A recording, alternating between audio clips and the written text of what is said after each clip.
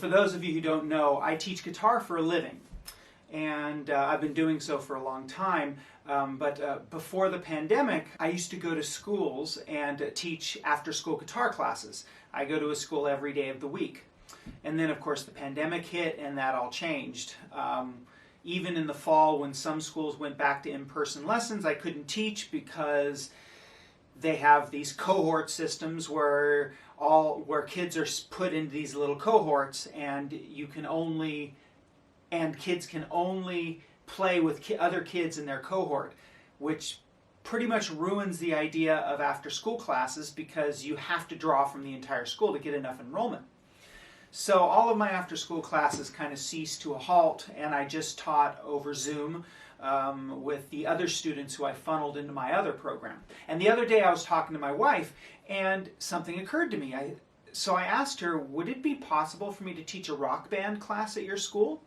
She teaches music at an independent school. This would, of course, be for the fall, assuming that the vaccines work and things go back to some semblance of normal and we can have classes at schools, like after-school classes and stuff.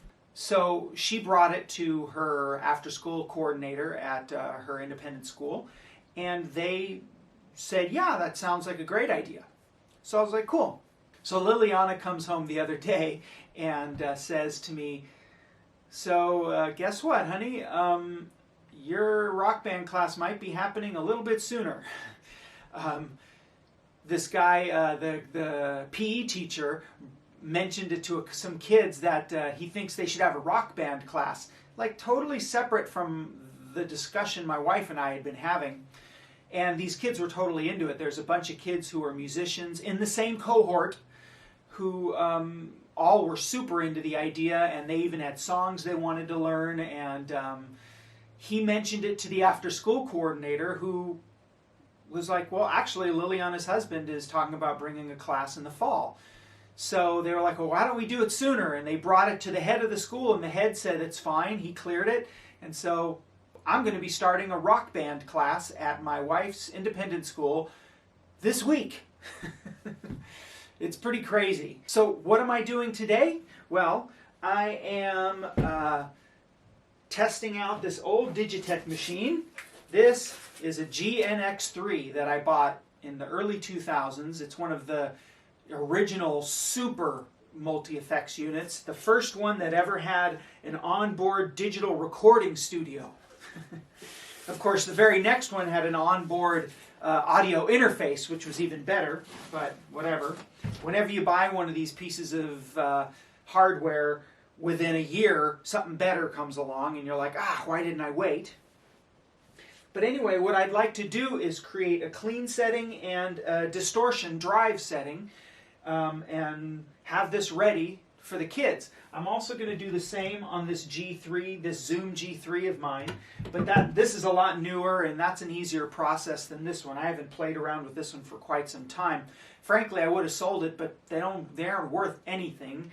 Once new technology comes out, this one I could probably get $20 for it, and I paid $300 for it, I think, in the early 2000s. So I'm going to get a clean setting and a drive setting set up so the kids can just stomp on one and make it clean, stomp on the other and make it drive. And that's what I'm going to do today, one of the things I'm going to do to get ready for the band class, the rock band class that I'm starting this Friday. Here we go.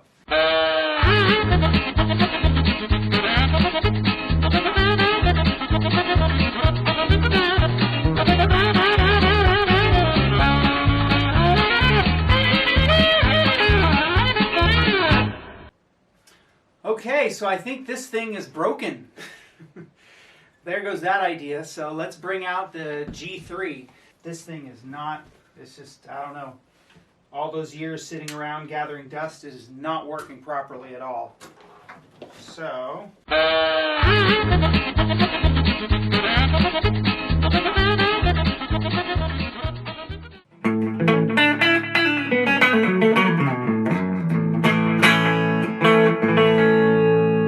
that's not bad. It's got some kind of effect on it, though. Oh, there we go.